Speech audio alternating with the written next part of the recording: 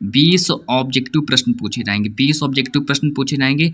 पूरी किताब के जितने भी इंपॉर्टेंट लघु उत्तरीय प्रश्न बनते हैं उन प्रश्नों के बारे में बात करेंगे। पूरी किताब के सभी ऑब्जेक्टिव प्रश्न होंगे और जब आपके ऑब्जेक्टिव प्रश्न जब आपके समाप्त हो जाएंगे फिर हम बात करेंगे इतिहास के जितने भी इंपॉर्टेंट लघु उत्तरीय प्रश्न हैं। फिर हम बात करेंगे भूगोल के जितने भी इंपॉर्टेंट लघु उत्तरीय प्रश्न हैं, नागरिक शास्त्र के जितने भी इंपॉर्टेंट लघु उत्तरीय प्रश्न हैं और अर्थशास्त्र के जितने भी इंपॉर्टेंट लघु उत्तरीय प्रश्न, दीर्घ उत्तरीय प्रश्न, सभी के सभी इंपॉर्टेंट दीर्घ उत्तरीय प्रश्नों को देख लो कौन कौन से आएंगे। हेलो स्टूडेंट, आप सभी का स्वागत है अप टू 4 क्लासेस पर। तो स्टूडेंट, आज की इस वीडियो में हम बात करने वाले हैं पूरी सामाजिक विज्ञान के सभी महत्वपूर्ण प्रश्नों के बारे में बात करेंगे। चाहे आपका देखिए यहाँ पर हम बात करते हैं, सबसे पहले अगर हम आपके देख लें इतिहास के जितने भी इम्पोर्टेंट प्रश्न होंगे और भूगोल के जितने भी इम्पोर्टेंट प्रश्न होंगे, साथ ही साथ में आपके यहाँ पर नागरिक शास्त्र के सभी और अर्थशास्त्र के सभी इम्पोर्टेंट प्रश्नों के बारे में बात करने वाले। देखो, आज की जो वीडियो है बिल्कुल आपको 70 नंबर देने वाली वीडियो है और आपको यहाँ पर 70 नंबर बिल्कुल आपके कंप्लीट हो जाएंगे। आज की वीडियो को देखने के बाद स्टूडेंट आपके 70 नंबर कंप्लीट हो रहे हैं। देखिए, बहुत ज़्यादा इंपॉर्टेंट वीडियो है क्योंकि आज की इस वीडियो में हम जितने भी पूरी किताब के जितने भी सभी के सभी इंपॉर्टेंट आपके बहुविकल्पी प्रश्न होंगे, जितने भी सभी के सभी इंपॉर्टेंट लघु उत्तरीय प्रश्न होंगे और पूरी किताब के जितने भी सारे के सारे दीर्घ उत्तरीय प्रश्न होंगे, सभी के सभी प्रश्नों को आज की इस वीडियो में हम कंप्लीट करवा देंगे। तो स्टूडेंट देखिए, हम बात करते हैं कि आपके पेपर में सबसे पहले क्या होगा। तो सबसे पहले अगर हम आपके पेपर के बारे में बात कर लें तो स्टूडेंट आपके पेपर में देखिए सबसे पहले क्या होगा कि आपके पेपर में 20 प्रश्न जो होंगे, 20 ऑब्जेक्टिव प्रश्न पूछे जाएंगे। 20 ऑब्जेक्टिव प्रश्न पूछे जाएंगे जो कि इस बार 20 नंबर के होने वाले हैं। देखो, 20 ऑब्जेक्टिव प्रश्न पूछे जाएंगे जो कि 20 नंबर के होने वाले हैं। तो स्टूडेंट देखिए, हम सबसे पहले बात करेंगे ऑब्जेक्टिव प्रश्नों के बारे में। पूरी किताब के सभी ऑब्जेक्टिव प्रश्न होंगे। तो अब हम क्या करते हैं, एक करके सभी के सभी ऑब्जेक्टिव प्रश्नों को लाते हैं स्क्रीन पर। देखो, आप लोग क्या करिए, पूरे की पूरी वीडियो को शुरू से लेकर लास्ट तक देखिए। इसके बाद फिर आपको दोबारा से सामाजिक विज्ञान पढ़ने की कोई आवश्यकता नहीं। तो मेरा पहला प्रश्न है कि महात्मा गांधी अफ्रीका से वापस कब लौटे। देखो, बहुत ज़्यादा इंपॉर्टेंट प्रश्न है और ये प्रश्न है ना, पेपर में बार बार आता है। तो देखो, मेरा पहला ऑप्शन दिया है 1914, नंबर बी ऑप्शन दिया है मेरा 1915 और नंबर सी ऑप्शन दिया 1918, नंबर डी ऑप्शन दिया 1919। तो स्टूडेंट यहाँ पर प्रश्न हमसे कह रहा है कि जो महात्मा गांधी जो थे वो अफ्रीका जो गए थे तो अफ्रीका से वापस कब लौटे। तो बताना है कि महात्मा गांधी अफ्रीका से वापस कब लौटे। तो इसका सही ऑप्शन हो जाएगा 1915 में लौटे थे। तो देखो, प्रश्न नंबर, इनको नोट भी करते चलिए, साथ साथ में नोट भी करते चलिए। प्रश्न नंबर 2 हमसे कह रहा है कि भारत छोड़ो आंदोलन किसने प्रारंभ किया। तो बताना है कि भारत छोड़ो आंदोलन किसने प्रारंभ किया था। तो 4 ऑप्शन पहले देख लेते हैं क्या कह रहे हैं ऑप्शन। नंबर ए ऑप्शन दिया Gopal Krishna Gokhale, number B option दिया Bal Gangadhar Tilak, number C option दिया है महात्मा गांधी और डी ऑप्शन दिया है सुभाष चंद्र बोस। तो प्रश्न हमसे कह रहे हैं कि भारत छोड़ो आंदोलन किसने प्रारंभ किया। तो भारत छोड़ो आंदोलन जो प्रारंभ किया था वो महात्मा गांधी ने प्रारंभ किया था। मतलब इसका जो आपका सी ऑप्शन जो है, आपका सी ऑप्शन बिल्कुल आपका सही हो जाएगा। तो आपका सी ऑप्शन सही हो जाएगा, इसको नोट कर लो। सभी के सभी पहले हम बात करेंगे जितने भी आपके इंपॉर्टेंट बहुविकल्पी प्रश्न है ना, सबसे पहले हम बहुविकल्पी प्रश्नों के बारे में बात करेंगे, फिर हम बात करेंगे लघु उत्तरीय प्रश्नों के बारे में। पूरी किताब के जितने भी लघु उत्तरीय प्रश्न होंगे सभी के सभी प्रश्नों को आज के इस वीडियो में हम बता देंगे। देखो, अगला प्रश्न हमसे कह रहा है कि आर्थिक महामंदी का प्रारंभ किस वर्ष हुआ। तो बताना है कि जो आर्थिक महामंदी है, देखो आर्थिक महामंदी का प्रारंभ किस वर्ष हुआ।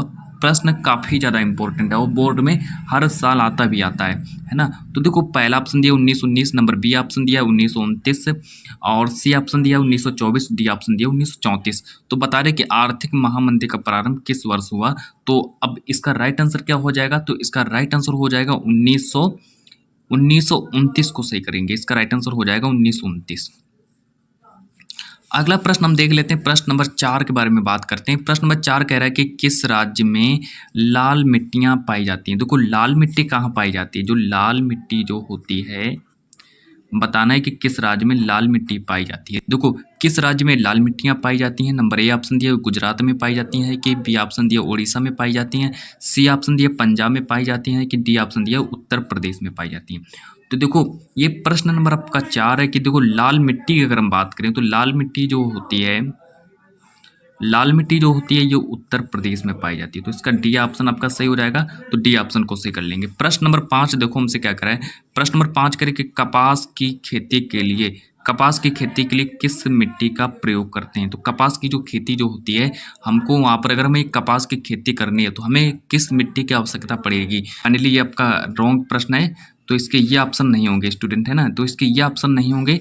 तो इसके पहले मैं आपको प्रश्न जो है प्रश्न का आंसर जो है, उत्तर आपके स्टूडेंट आपके गलत लिख गए। देखो इसका ए ऑप्शन दिया आपका काली, ऑप्शन लिख लो, 4 ऑप्शन मैं अभी लिख देता हूँ।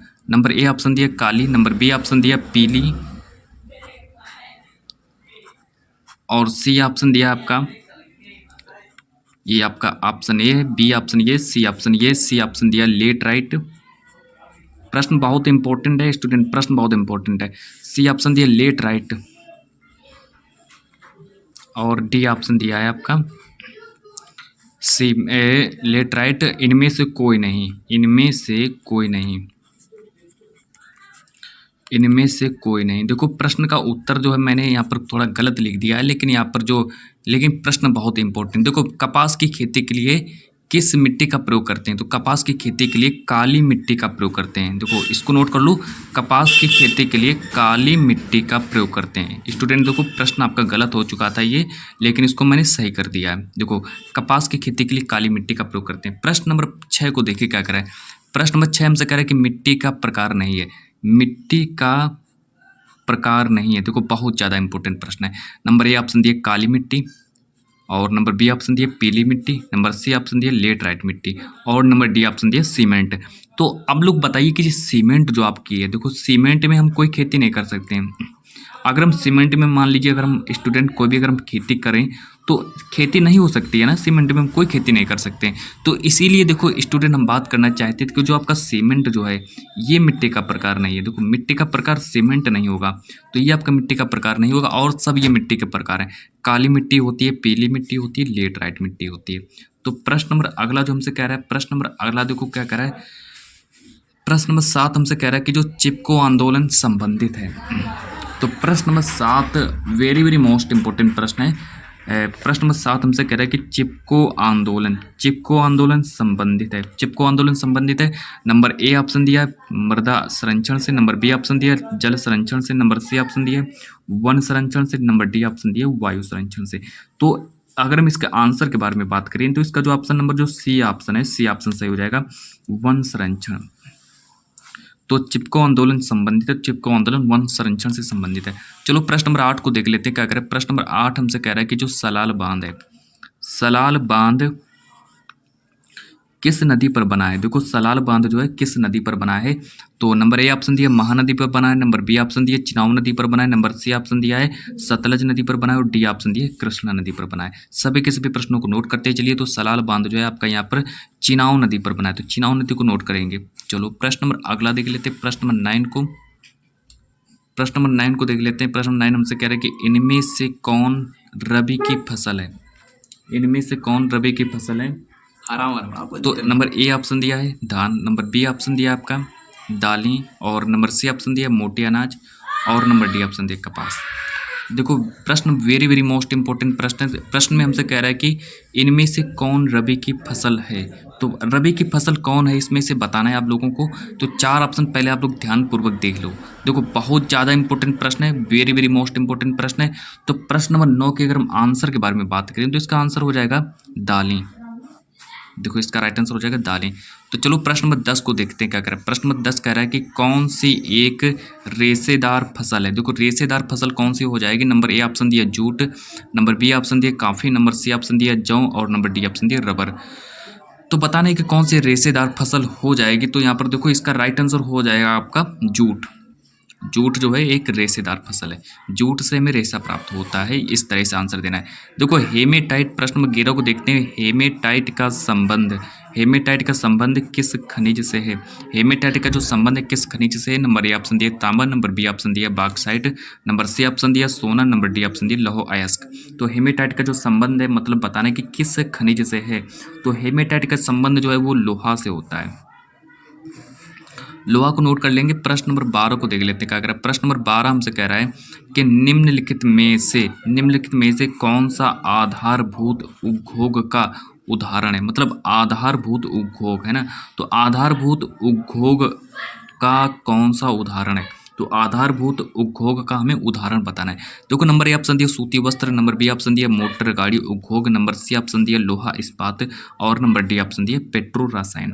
तो प्रश्न नंबर 12 का जो राइट आंसर हो जाएगा आपका, तो प्रश्न नंबर 12 का राइट आंसर हो जाएगा लोहा इस्पात, है ना। तो लोहा इस्पात को सही करेंगे। चलो ये प्रश्न नंबर आपका 12 था। तो प्रश्न नंबर 13 को देखते हैं क्या कह रहा है। प्रश्न नंबर 13 हमसे कह रहा है, यहाँ पर प्रश्न नंबर 13 को देख लेते हैं। प्रश्न नंबर 13 हमसे कह रहा है कि निम्न में से कौन सा उद्योग बॉक्साइट को कच्चे माल के रूप में प्रयोग करता है। देखो जो बॉक्साइट है ना, कौन सा उद्योग है, हमें उस उद्योग का नाम बताना है जो बॉक्साइट को कच्चे माल के रूप में प्रयोग करता है, तो उसका हमें नाम बताना है। पहले 4 ऑप्शन देख लेते हैं क्या करेंगे। नंबर ए ऑप्शन दिया एल्यूमिनियम, नंबर बी ऑप्शन दिया कागज, नंबर सी ऑप्शन दिया सीमेंट, नंबर डी ऑप्शन दिया स्टील। तो देखो यहाँ पर निम्न में से कौन सा उद्योग बॉक्साइट को कच्चे माल के रूप में प्रयोग करता है। देखो प्रश्न नंबर देखो 13 के 4 ऑप्शन हो चुके हैं, तो प्रश्न नंबर 13 का राइट आंसर हो जाएगा यहाँ पर एल्यूमिनियम। एल्यूमिनियम को नोट करेंगे। प्रश्न नंबर 14 को देखते हैं। प्रश्न नंबर 14 हमसे क्या कह रहा है।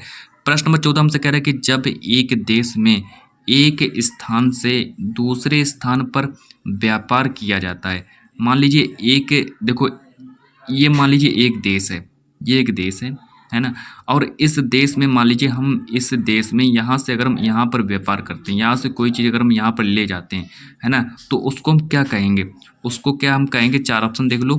नंबर ए ऑप्शन दिया है आंतरिक व्यापार, नंबर बी ऑप्शन दिया अंतर्राष्ट्रीय व्यापार, नंबर सी ऑप्शन दिया बाहरी व्यापार, नंबर डी ऑप्शन दिया स्थानीय व्यापार। देखो अगर देश के अंदर अगर कोई काम हो रहा है तो उसको हम आंतरिक व्यापार कहेंगे। देखो इसका राइट आंसर हो जाए आंतरिक व्यापार। और प्रश्न नंबर 15 हमसे कह रहा है। प्रश्न नंबर 15 को देख लेते हैं। देखो प्रश्न नंबर 15 हमसे कह रहा है कि संसदीय प्रजातंत्र की स्थापना किस देश में सर्वप्रथम हुई।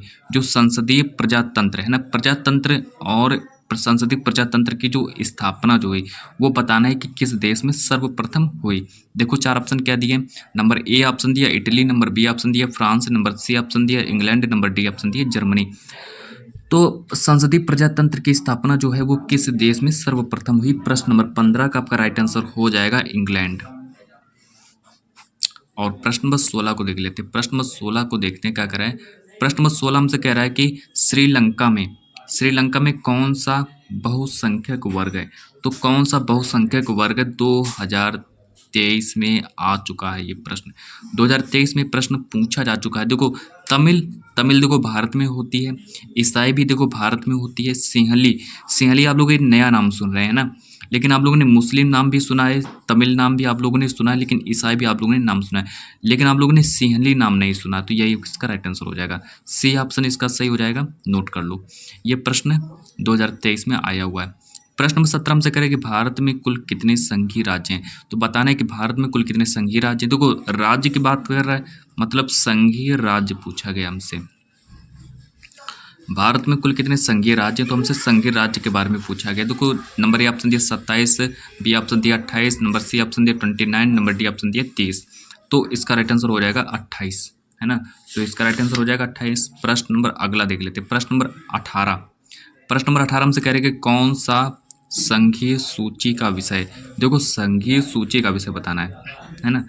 देखो संघीय सूची मतलब कि संघीय सूची में कौन आता है, संघीय सूची में कौन आता है। इस तरह का मैंने एक प्रश्न उठाया है जो कि मैं लघु उत्तरीय प्रश्न में अभी आपको सॉल्व भी कराऊंगा। देखो इसका 4 ऑप्शन देख लेते क्या क्या करें। नंबर ए ऑप्शन दिया रक्षा, नंबर बी ऑप्शन दिया कृषि, नंबर सी ऑप्शन दिया व्यापार, नंबर डी ऑप्शन दिया शिक्षा।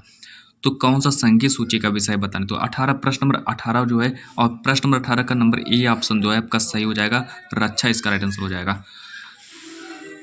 प्रश्न नंबर 19 को देख लेते हैं। प्रश्न नंबर 19 हमसे कह रहे हैं कि धर्मनिरपेक्ष राज्य में क्या होता है, बताना है धर्मनिरपेक्ष राज्य में क्या होता है।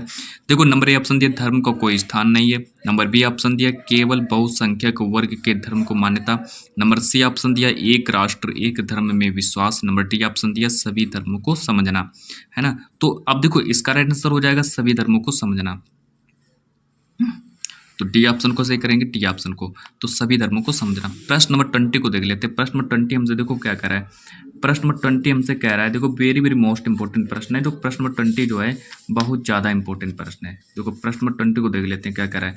तो प्रश्न नंबर 20 देखो हमसे यहाँ पर कह रहा है कि विश्व का, है ना, तो प्रश्न नंबर 20 हमसे कह रहा है कि विश्व का सबसे बड़ा लोकतांत्रिक देश कौन सा है। देखो नंबर ए ऑप्शन दिया भारत, बी ऑप्शन दिया ऑस्ट्रेलिया, सी ऑप्शन दिया स्विट्जरलैंड और डी ऑप्शन दिया अमेरिका। तो इसका राइट आंसर हो जाएगा भारत को नोट करेंगे, है ना। तो देखो स्टूडेंट, हमने बात की यहाँ पर 20 वेरी वेरी इंपॉर्टेंट ऑब्जेक्टिव प्रश्नों के बारे में। अब हम बात करेंगे पूरी किताब के जितने भी इम्पोर्टेंट लघु उत्तरीय प्रश्न बनते हैं उन प्रश्नों के बारे में बात करेंगे, है ना। तो उन प्रश्नों के बारे में बात करेंगे। तो चलिए अब हम एक एक करके सभी के सभी इम्पोर्टेंट लघु उत्तरीय प्रश्नों को उठाते हैं। देखो पहला मेरा देखो प्रश्न क्या कह रहा है। पहला देखो मेरा प्रश्न क्या कह रहा है कि प्रश्न को ध्यानपूर्वक पहले पढ़ो। क्या कह रहा है, प्रश्न को पहले सही से पढ़ो, क्योंकि 4 नंबर की बात है। ये प्रश्न जो है आपके पेपर में 4 नंबर का आएगा। प्रश्न जो है आपके पेपर में 4 अंक का आएगा। देखो प्रश्न हमसे कह रहा है कि जो महात्मा गांधी द्वारा चलाए गए किन्हीं 3 आंदोलनों के नाम लिखो। जो महात्मा गांधी ने कौन कौन से आंदोलन चलाए, तो हमें उन आंदोलनों के नाम लिखने हैं। प्रश्न नंबर 1 है, लघु उत्तरीय प्रश्न है, और प्रश्न नंबर 1 में हमसे कह रहा है कि महात्मा गांधी द्वारा चलाए गए किन्हीं 3 आंदोलनों के नाम लिखो। देखो महात्मा गांधी द्वारा भारत में प्रमुख आंदोलन चलाए गए। देखो पेपर में अगर आपसे 3 पूछा जाए, है ना, तो आपको 3 आंदोलन ही लिखने हैं, है ना। तो मैंने यहाँ पर कुछ ऐसे इंपॉर्टेंट आंदोलन लिख दिए हैं। मतलब कि यहाँ पर देखो पहला आंदोलन है चंपारण आंदोलन, महात्मा गांधी ने चलाया। और सेकंड है आपका खेड़ा आंदोलन, भी महात्मा गांधी ने चलाया। चंपारण आंदोलन भी चलाया। रॉलेट एक्ट जो आंदोलन है इसका विरोध, मतलब ये भी महात्मा गांधी ने इसको भी चलाया था। फिर इसके बाद दिया कि असहयोग आंदोलन जो है इसको भी महात्मा गांधी ने चलाया था। और अगला है नमक सत्याग्रह, इसको भी महात्मा गांधी ने चलाया था। और वी ऑप्शन दिया है भारत छोड़ो आंदोलन। तो इस इतने देखो 1 2 3 4 5 6 आंदोलन जो थे ये महात्मा गांधी ने चलाए थे। तो इतने आंदोलन हैं महात्मा गांधी ने चलाए थे, याद रखेंगे। अगर आपसे पेपर में अगर 3 आंदोलन पूछे जाए तो आपको 3 ही आंदोलन लिखने हैं। चलो प्रश्न नंबर 2 को देख लेते हैं। प्रश्न नंबर 2 हमसे क्या कह रहा है। प्रश्न नंबर 2 हमसे कह रहा है कि भारत छोड़ो आंदोलन के किन्हीं 3 कारणों को लिखो। जो भारत छोड़ो आंदोलन है ना, तो भारत छोड़ो आंदोलन, देखो भारत छोड़ो आंदोलन जो है इसके में क्या करना है, इसके में 3 कारणों को लिखना है। 3 कारण बताने हैं। भारत छोड़ो आंदोलन के में 3 कारण बताने हैं। देखो पहले अब देखो 3 कारण देख लेते कौन कौन से।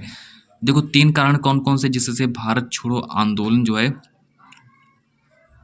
भारत छोड़ो आंदोलन के किन्हीं 3 कारणों को लिखना है। पहला कारण है यहाँ पर, पहला कारण लिखेंगे। पहला कारण है कि द्वितीय विश्व युद्ध में ब्रिटिश सरकार का, है ना, बिना शर्त समर्थन करने की भारत की मंशा को भारतीय राष्ट्रीय कांग्रेस द्वारा सही से ना समझा जाना, है ना।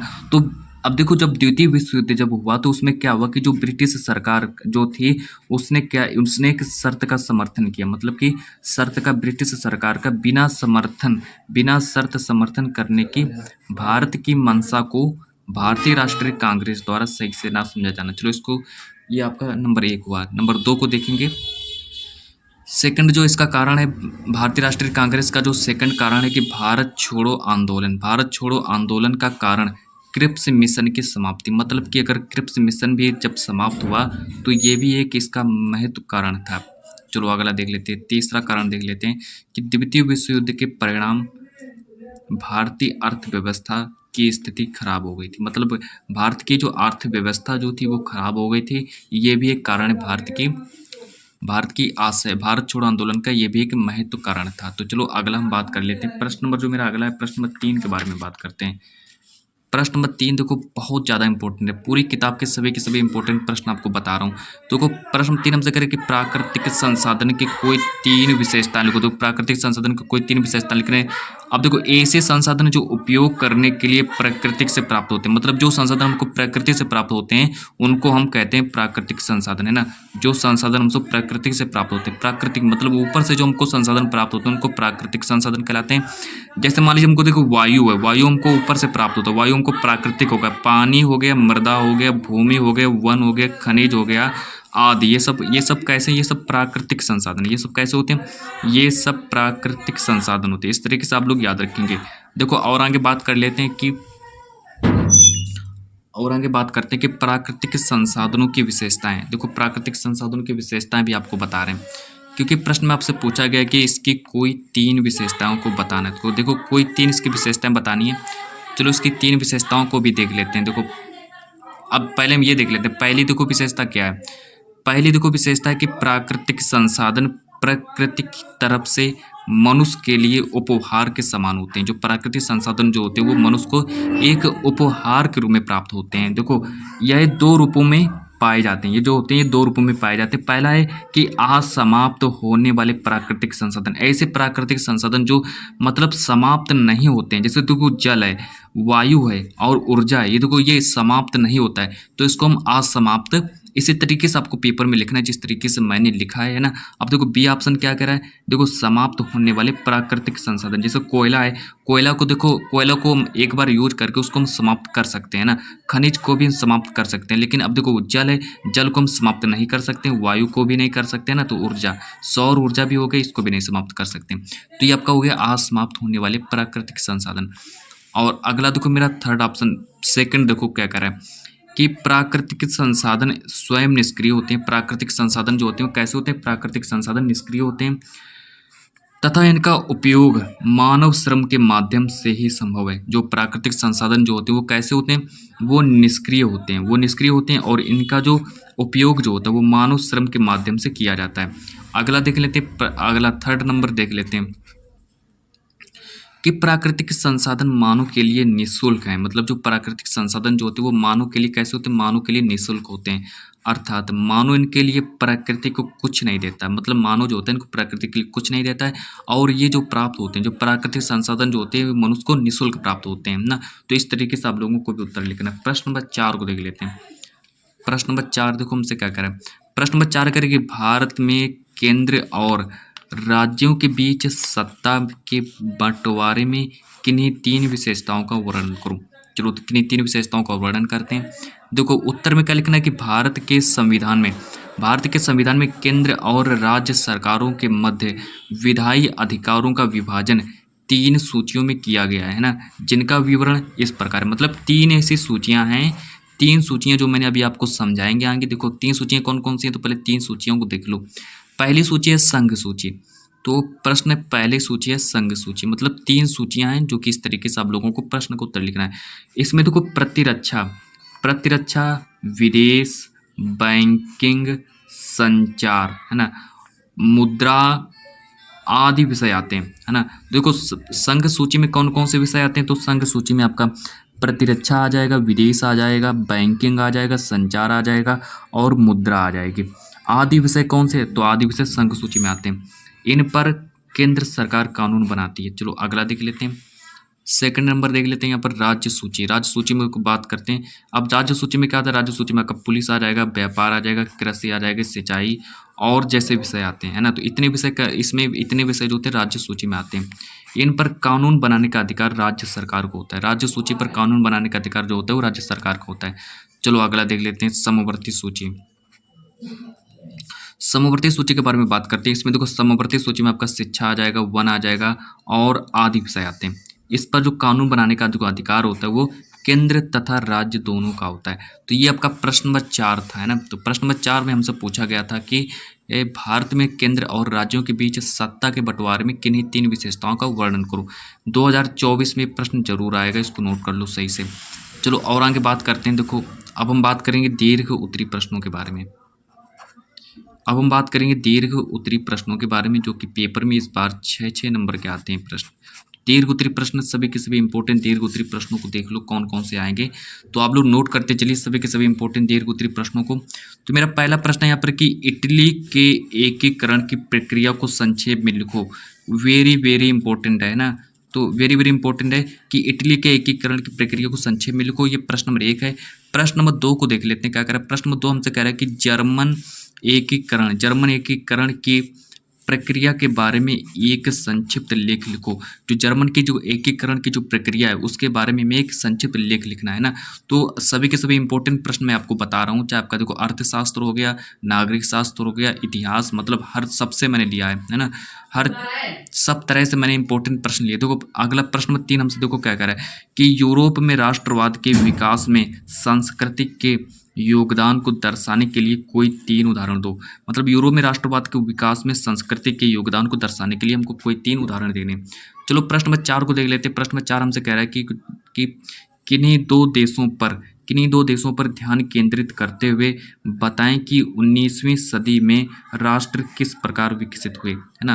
तो हमें क्या करना है, किन्हीं दो देशों के में नाम लिखने हैं और उस पर हमें ध्यान भी केंद्रित करना है। साथ ही साथ में हमें ये भी बताना है कि 19वीं सदी में राष्ट्र किस प्रकार विकसित हुए। तो प्रश्न नंबर 5 को देख लेते हैं। प्रश्न नंबर 5 हमसे कह रहे हैं कि राष्ट्रवाद से क्या तात्पर्य है। राष्ट्रवाद से क्या तात्पर्य है, यूरोप में राष्ट्रवाद के उदय होने में कौन सी परिस्थितियां सहायक हुई। जो राष्ट्रवाद से क्या तात्पर्य है, यूरोप में राष्ट्रवाद के उदय होने में कौन सी ऐसी परिस्थितियां, तो मैं उनको वो परिस्थितियां लिखनी है। देखो प्रश्न नंबर 6 जो वेरी वेरी मोस्ट इंपॉर्टेंट प्रश्न है। प्रश्न नंबर 6 हमसे कह रहे हैं कि फ्रांस की क्रांति कब शुरू हुई, इसका मुख्य कारण क्या था।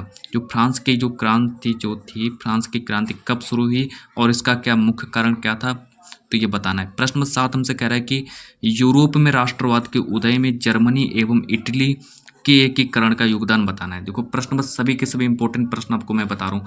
प्रश्न नंबर 8 हमसे कह रहे हैं कि सत्याग्रह का क्या अर्थ है। सत्याग्रह का क्या अर्थ है, महात्मा गांधी द्वारा चलाए गए 3 सत्याग्रह आंदोलन का विश्लेषण करो। काफी ज्यादा इंपॉर्टेंट है। प्रश्न नंबर 9 को देख लेते हैं। प्रश्न नंबर 9 हमसे कह रहा है कि यहाँ पर कि 1930 में महात्मा गांधी ने नमक को अपने आंदोलन का आधार क्यों बनाया, इस आंदोलन का क्या प्रभाव पड़ा। देखो काफी ज्यादा इंपॉर्टेंट प्रश्न मैं आपको बता रहा हूँ, यहाँ से प्रश्न आपको सभी के सभी प्रश्न आपको पेपर में मिलेंगे। अगला प्रश्न है कि असहयोग आंदोलन किसने चलाया। असहयोग आंदोलन जो है किसने चलाया और इसके किन्हीं 3 कारणों का उल्लेख करो। देखो प्रश्न नंबर 11 हमसे कह रहा है, प्रश्न नंबर 11 हमसे कह रहा है कि भारत के स्वतंत्रता संघर्ष में गांधी जी के योगदान का मूल्यांकन करो। इसको नोट करते चलिए सभी के सभी। प्रश्न नंबर 12 हमसे कह रहा है, प्रश्न नंबर 12 कह रहे सविनय अवज्ञा आंदोलन की सीमाओं पर एक टिप्पणी लिखो। तो क्या करना आपको, सविनय अवज्ञा आंदोलन की सीमाओं पर एक टिप्पणी भी लिखना है ना। प्रश्न नंबर 13 को देख लो क्या कह रहा है। प्रश्न नंबर 13 हमसे कह रहा है कि महामंदी से आपका आशय है और इसके मुख्य 2 कारण बताने। मतलब महामंदी से क्या आशय है और मैं इसके 2 मुख्य कारण भी बताने। प्रश्न नंबर 14 को देख लेते हैं। प्रश्न नंबर 14 हमसे कह रहा है कि भारत में मिट्टी के प्रकारों पर एक निबंध लिखो। भारत में मिट्टी के प्रकारों पर एक निबंध लिखो, जरूर पूछा जाएगा। सभी के सभी इंपॉर्टेंट प्रश्न है। और देखो प्रश्न नंबर 15 हमसे को क्या कह रहा है। प्रश्न नंबर 15 कह रहा है कि संसाधन नियोजन की आवश्यकता क्यों पड़ती है। 3 कारण स्पष्ट करो। 3 कारण लिखने की संसाधन नियोजन की आवश्यकता क्यों पड़ती है, उसके में यहाँ पर 3 कारण लिखने। प्रश्न नंबर 16 हमसे कह रहे हैं कि भूक्षरण से आप क्या समझते हैं, इसे रोकने के लिए कोई 4 उपाय बताइए। भूक्षरण से आप क्या समझते हैं, इसे रोकने के लिए कोई हमें यहाँ पर 4 उपाय लिखने। 4 उपाय लिखने। देखो प्रश्न नंबर 17 देखो क्या कह रहा है। प्रश्न नंबर 17 कह रहे हैं कि प्राकृतिक संसाधन क्या है, इनके संरक्षण की आवश्यकता क्यों है ना। तो इनके संरक्षण की आवश्यकता क्यों पड़ती है वो भी आपको लिखना है। प्रश्न नंबर 18 को देख लो क्या कह रहा है। प्रश्न नंबर 18 हमसे कह रहा है कि किसी अर्थव्यवस्था में कृषि का क्या महत्व है, समझाइए। तो कृषि के महत्व को भी समझाना है। और प्रश्न नंबर 19 हमसे देखो क्या कह रहा है। प्रश्न नंबर 19 हमसे कह रहा है कि भारत में सौर ऊर्जा का भविष्य उज्ज्वल क्यों है, कोई 3 कारण लिखने। प्रश्न नंबर 20 देखो हमसे क्या कह रहा है। प्रश्न नंबर 20 हमसे कह रहा है कि भारतीय संघवाद एक अर्ध संघीय ढांचा है, इसकी पुष्टि में किन्हीं 3 कारकों का उल्लेख करो। बहुत ज़्यादा इंपॉर्टेंट प्रश्न है। देखो प्रश्न नंबर 21 देखो हमसे क्या कह रहा है। प्रश्न नंबर 21 हमसे कह रहा है कि संघीय व्यवस्था क्या है, इनकी प्रमुख विशेषताएं बताएं। और प्रश्न नंबर 22 देखो हमसे क्या कह रहा है। प्रश्न नंबर 22 हमसे कह रहा है कि यहाँ पर कि भारत में संघीय व्यवस्था कैसी है, इसके 4 लक्षण बताने। तो इसके 4 लक्षण भी आपको बताने हैं। देखो बहुत ज़्यादा इंपॉर्टेंट प्रश्न है। देखो प्रश्न नंबर 23 को देखो क्या कह रहा है। प्रश्न नंबर 23 हमसे कह रहा है कि यहाँ पर कि विकेंद्रीकरण क्या है, इसके लिए भारतीय संविधान में क्या क्या व्यवस्था की गई, किन्हीं 4 का उल्लेख करो।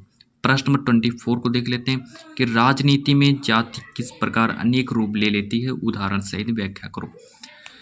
और प्रश्न नंबर 25 हमसे कह रहा है कि भारतीय समाज में जाति प्रथा अभी भी प्रचलित है। इसके क्या कारण है? मतलब कि जो जाति प्रथा जो है वो अभी भी प्रचलित है। हमें इसके कारण बताने, इसके क्या क्या कारण है, इसको समाप्त करने के लिए 2 उपाय भी आपको बताने हैं। अगला प्रश्न नंबर हमसे कह रहा है, प्रश्न नंबर 26 को देखते हैं। प्रश्न नंबर 26 हमसे कह रहा है कि यहाँ पर कि लोकतंत्र में राजनीतिक दलों की विभिन्न भूमिकाओं की चर्चा करें। और प्रश्न नंबर 27 हमसे कह रहा है कि लोकतांत्रिक शासन प्रणाली के कोई 3 लाभ बताओ। साथ ही साथ में प्रश्न नंबर 28 को भी देख लेते हैं। प्रश्न नंबर 28 को देखते हैं कि लोकतंत्र किस तरह से उत्तरदायी, जिम्मेदार और वैध सरकार का गठन करता है। इसको अभी आप लोगों को आंसर लिखना है। देखो प्रश्न नंबर 29 देखो क्या करा है। प्रश्न नंबर 29 कह रहे कि भारत में लोकतंत्र के लिए आवश्यक 2 घटकों का उल्लेख करो। और प्रश्न नंबर 30 देखो क्या कह रहा है। प्रश्न नंबर 30 हमसे कह रहा है कि राष्ट्रीय आय और प्रति व्यक्ति आय में अंतर स्पष्ट करो। देशों की स्थिति में तुलना के लिए इनमें से कौन सी विधि बेहतर है। तो इसको भी आप लोगों को आंसर लिखना है। और प्रश्न नंबर 31 हमसे कह रहा है कि राष्ट्रीय ग्राम रोजगार गारंटी अधिनियम 2005 पर एक संक्षिप्त टिप्पणी लिखो। इसका भी आंसर लिखना है। प्रश्न नंबर 32 हमसे कह रहा है कि प्राथमिक एवं द्वितीयक क्षेत्रों की विशेषताओं की विवेचना करो। प्रश्न नंबर 33 देखो क्या कह रहा है। प्रश्न नंबर 33 कह रहा है कि उपभोक्ता के अधिकारों की व्याख्या करो। और प्रश्न नंबर 34 को देख लेते हैं कि उपभोक्ता आंदोलन के कारण बताइए, हम उपभोक्ता आंदोलन को कैसे आगे बढ़ा सकते हैं। देखो आज की वीडियो को हम इतना ही रखते हैं ना, आज की वीडियो को इतना ही रखते हैं। इतना अगर आप लोगों ने पूरा का पूरा अगर आप लोग पढ़ लेते हैं तो आपके 70 में 70 नंबर कहीं नहीं गए। तो चलिए जब तक के लिए आज की वीडियो को हम इतना ही रखते हैं।